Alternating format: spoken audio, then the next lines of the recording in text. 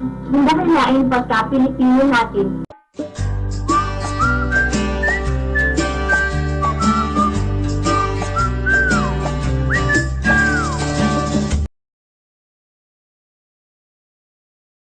Tulong sa Islam at binahalagahan, maraming henerasyon man ang dumaan, patuloy na pausbungin hanggang sa kinabukasan, hindi magbabago kailanman.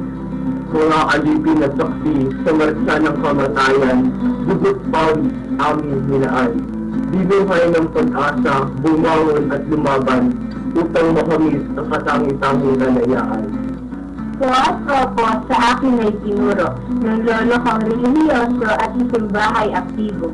Hapon mo ang tradisyon. Turan niya, bigyang malaga itong mga pamana. Iba't ibang pangyayari nagsilbing patnubay at gabay, di pinabayaan, pinanatiling makulay. Umulad man ng ating panahon, magyayawin pa rin ang kultura at tradisyon. Mula sa pangkat-tatlo,